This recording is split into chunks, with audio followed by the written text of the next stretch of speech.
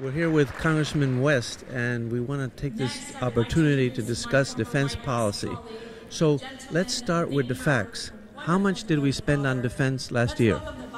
Well, I think last year we spent somewhere in the base budget a little over $500 billion. Then when you add in the overseas contingency operations, that's another, I think, 150 or some odd billion. But one of the things you have to understand, I go back to the Constitution. Our primary responsibility as a federal government is to provide for the common defense, so we secure the blessings of liberty. Absolutely, yeah, we agree with that. Yeah. So we're just trying to get some facts out there. Yeah, sure. About how many military bases do we have around the world in other countries? Well, I can't sit here and tell you off the top of my head how many That's military a ballpark bases. Figure. Well, I couldn't tell you that, but let me tell you. Let's talk about strategy and let's talk about policy. Okay. I really believe that as we move forth in this 21st century battlefield, we do need to have what I call a force projection military, not a forward deployed military. Now, what's the difference in that? The forward deployed military is what we have had with bases in Germany, bases in Korea, what have you. What we need to do is look at how do we project our force into some of these hot contentious areas so that we can be there, to respond to these emergencies. And I think that's what we need to do. The problem is this. We don't have a national security strategy. So if you don't have a national security strategy, therefore you don't have a national military strategy. I agree. So how much does Russia spend? Well, I don't know about Russia, and I don't care about what Russia spends. Really. Well, I read they spent about $55 billion last year in defense. My question is, how is it that they can be safe, completely safe, because nobody's going to attack Russia, spending only $55 billion, and why do we have to spend $650 billion? Well, it was 30 years ago,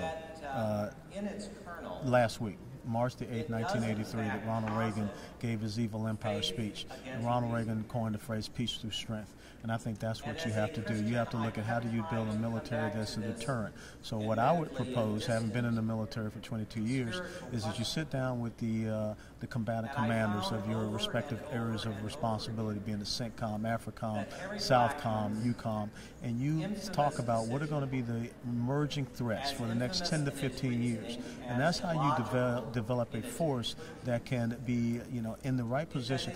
I'll give you a case in point. Here we are, supposedly the strongest country in the world, and we had a firefight going on in Libya, and we could not get a military force there. That was absolutely disgraceful, but we don't have to spend $650 billion in order to do the obvious thing, which was to send support to these people that were, defending our embassy. Here's the thing that I don't understand. We're spending 11 times more than Russia, and they're completely safe. And they're completely safe, right? I don't live in Russia. I don't know if they're completely safe. Well, is anybody going to attack Russia?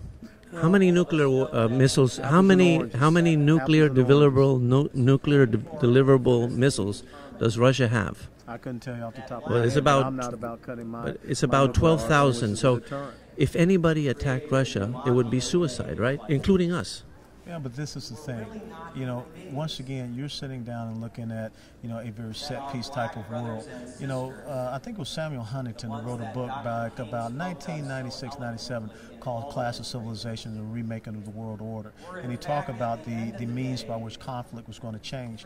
And we didn't adjust. We kept thinking more so about a Cold War type era. And so I will agree with you that we need to have a national security strategy and a national military strategy, and therefore you can have a national military industrial strategy that meets the capabilities and capacities that you want to have. And we don't have that right now. I say that you have to be able to build a military from the bottom up, not from the top down. You have to listen to those men and women in uniform and the things that they need instead of worrying about so much of supporting of an industrial base. The most important responsibility is to protect the American people. Unfortunately, when you're at the top of the food chain, people go on to come after you and attack you. And you have a very determined enemy out there that let me finish. Okay, sorry. Very smartly, we spent about $1 million on the Tomahawk cruise missile, and what did they do? They hijacked an airplane and flew it into buildings. So we have to start thinking, how do we get more bang with our buck, with less buck? And you're talking to a guy now that in his first 3 months as a congressman found wasteful programs in the Department of Defense and brought it up on the House floor, and it passed 393 to 0. So I know that there are things that we can cut in the military, but I don't want to cut the bone. Okay. Has any nuclear power nation with deliverable nuclear warheads ever been attacked in the history of the world? I don't know, but also they taught me in the military you always think about the enemy's most dangerous course of action, not its most likely. But isn't it true that if anybody attacked a nuclear power like us or like Russia, that would be committing suicide because they would be totally demolished? Well, we have 8,000 nuclear deliverable warheads, right? We haven't totally demolished radical Islamic terrorism. They attacked us on September 11th. I got to split. But that's not a country, right? That's the nature of the new modern battlefield. Yeah, we have to spend $650 billion in order to defend ourselves against primitive people that don't even have an air force or a navy and don't even have their own planes. They have to hijack a plane in order to attack someone. And American Airlines has to keep the door unlocked and let them walk right in. What did I just say? Make sure you have the capability and the capacity to meet the needs of the men and women in uniform. And that's the most important thing. But it starts with a national security strategy, something we don't have. So thanks a lot. Well, okay. Oh, thank you.